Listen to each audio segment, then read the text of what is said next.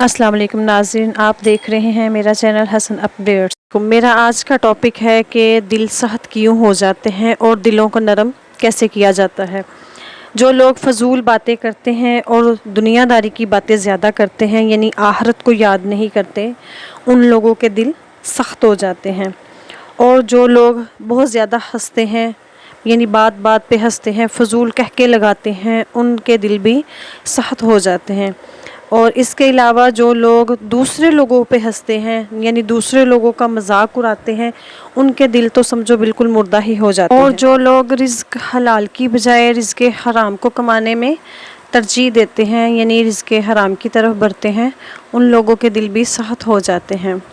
اور آج کل کے دور میں ہم مسلمانوں کے دل بھی بہت سخت ہو چکے ہیں، کیونکہ ہم ایک مشینی زندگی گزار رہے ہیں۔ اب موبائل اور انٹرنیٹ کا دور ہے۔ اگرچہ ان موبائلز کی وجہ سے آواز کے فاصلے کم ہو گئے ہیں کہ ہم جب چاہیں کسی سے بات کر سکتے ہیں، لیکن اس موبائل نے اور انٹرنیٹ نے ہمیں اتنا مصروف کر دیا ہے کہ ہمارے پاس کسی کو یاد کرنے کا ٹائم نہیں۔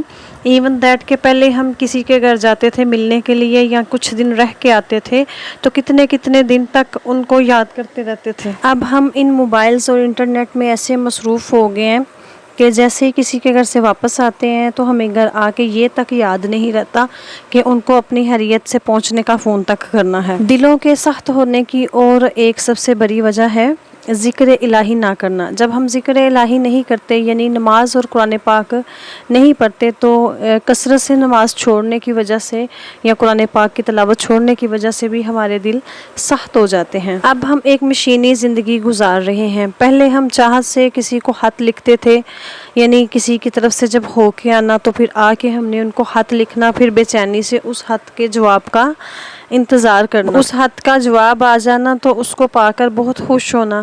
لیکن ان موبائلز نے یہ سب جو خوشیاں ہیں، یہ سب جو چاہتے ہیں وہ ختم کر دی ہیں۔ موبائلز نے دلوں کے فاصلے اتنے زیادہ بڑھا دیے ہیں کہ دل کے پاس، یعنی ہمارے پاس ٹائم نہیں ہوتا کسی کو یاد کرنے کا، کسی کے بارے میں سوچنے کا۔ ہم اپنی ہی دنیا میں مگن رہتے ہیں، زندگی ایسی مصروف ہے۔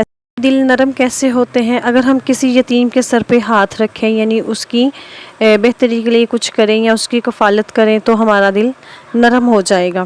اور اس کے علاوہ اگر دل پہ زنگ لگ جائے تو اللہ تعالیٰ کا ذکر کریں، نماز قرآن پڑھیں، اللہ تعالیٰ سے رجوع کریں۔ ذکر الہی سے دل نرم ہو جاتے ہیں، جبکہ ذکر الہی کو ترک کرنے سے دل سخت ہو جاتے ہیں۔ اگر دل سخت ہو جائے تو اپنی موت کو یاد کریں۔ موت کو یاد کرنے سے دل نرم ہو جاتا ہے، اور اچھوں کی محفل میں بیٹھنے سے بھی دل نرم ہو جاتے ہیں، یعنی اچھے لوگوں کی صحبت اختیار کریں، اچھے لوگوں کی محفل میں بیٹھیں، ایسے لوگ جو ذکر الہی کرنے والے ہوں اور آخرت کو یاد رکھنے والے ہوں۔ دلوں کو نرم کرنے کے لیے قبرستان کی زیارت کریں، قبروں میں جائیں اور دیکھیں کہ کتنے آپ کے پیارے اس قبرستان میں دفن ہیں، کتنے انسان اس دنیا میں آئے اور اس دنیا سے چلے گئے، بھی وہیں جانا ہے۔ بس اس بات کو یاد رکھیں، آخری مقام ہمارا بھی قبر ہی ہے۔